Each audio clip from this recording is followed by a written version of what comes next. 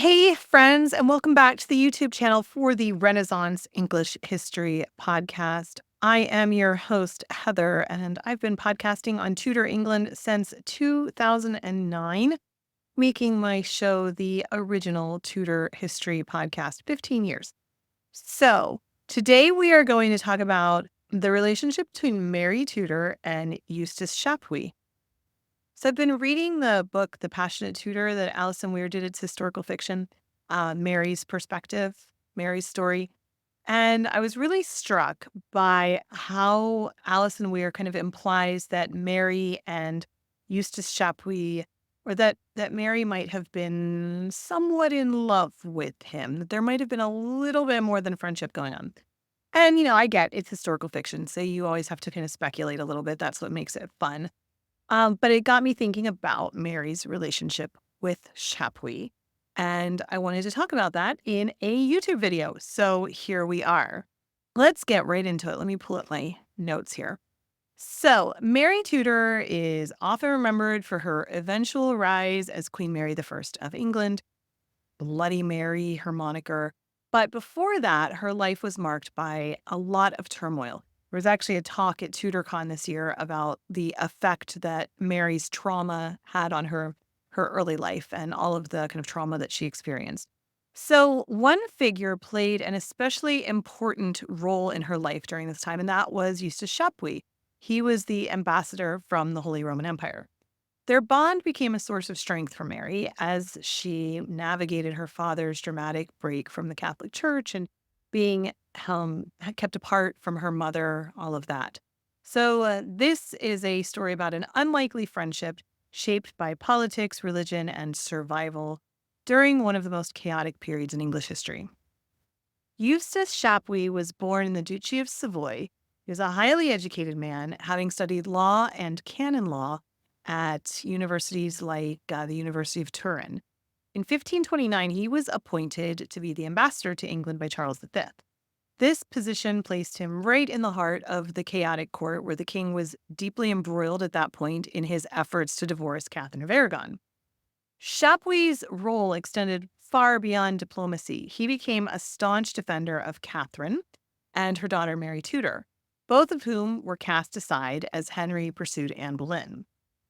Chapuys' letters back to Charles V, reveal not only his disdain for Anne, whom he called the Lady, and for the Reformation, but also his deep loyalty to the Catholic Church. Over time, he grew especially close to Mary, becoming her confidant and her protector, especially during the years when she was declared illegitimate and was sidelined by her father. Mary began her life as the cherished daughter of Henry and Catherine of Aragon, destined for a bright future as a royal. She was the king's pearl. She was the apple of her father's eye, of her mother's eye, too. She was an only child. She was deeply loved by them. She was kept in court with her parents for a really long time, had a really, really loving upbringing for her first decade or so of life. She was educated by the best scholars of her time, including humanist thinkers, and she was prepared for a prominent role in European politics. But her world, of course, was shattered when her father's obsession with a male heir led him to break from the church and marry Anne Boleyn. She was declared illegitimate and removed from the line of succession. She found herself in a deeply vulnerable position. She was isolated from her father and her mother and her former status, and she struggled to reconcile her deep faith with the demands of Henry's new Church of England. It was during these dark years that Chapuys became a critical figure in her life, not just as a political ally, but as a source of emotional support, offering her guidance and encouragement as she weathered the Reformation. Chapuys' relationship with Mary went far beyond the formalities of diplomacy. As Mary faced growing isolation and uncertainty, Chapuys became a trusted advisor, someone she could rely on as her world shifted around her. From his letters to the Emperor, to Charles V, we get a clear picture of his deep concern for Mary's welfare, both political and personal. He consistently reported on her emotional state, her treatment by Henry, and the pressure that she was under to conform to the new religious order. More than just a voice of encouragement, Chapuys offered advice on how to navigate the politics of the court. He urged her to stay steadfast in her faith despite her father's drastic religious reforms, and their friendship became more personal, almost like father-daughter. His letters reveal his frustrations and his sadness over her treatment, sometimes even exaggerating her hardships, not just to appeal to the emperor, but because he actually really genuinely worried about her fate. Mary, for her part, leaned heavily on Chapuys' guidance as she stood her ground, and also then as she decided to go ahead and sign the Act of Supremacy and admit that she had been wrong, and that was what got her to be able to come back to court. Throughout Henry's break from Catherine of Aragon, Chapuys also often acted as a vital go-between for the two women. After Catherine was banished from court and separated from Mary, they didn't have any contact directly with each other, and Chapuys became a key figure in maintaining their communication. He frequently relayed letters between the two of them, offering comfort and support during their forced estrangement. Chapuys shared updates on Mary's condition and well-being with Catherine, while also offering Mary advice and encouragement on how to navigate her difficult relationship with her father. His role as an intermediary was not only diplomatic, but also deeply personal, providing emotional support to both women as they faced uncertainty and the harsh realities of Henry's court. While some historians debate whether Chapuys manipulated Mary for political purposes, the truth is likely much more complex.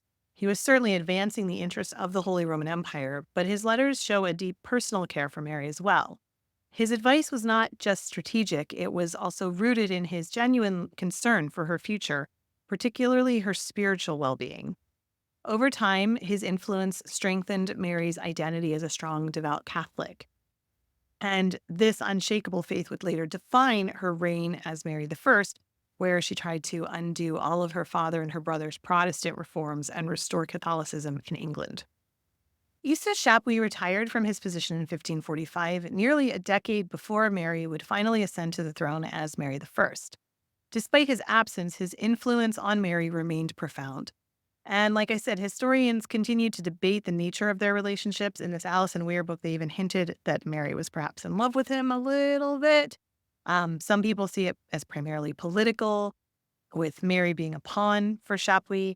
But what is clear is that their friendship, however you define it, was crucial in shaping Mary into the queen that she would become.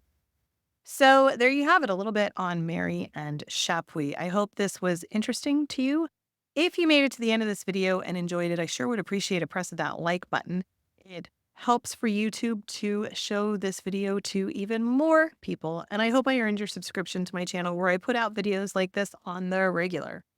Thank you so much for listening. Remember, you are deeply loved. I'm so glad I share the planet with you, and don't forget to drink your water. All right, friends, I will be back again very soon. Have a good one. Bye-bye.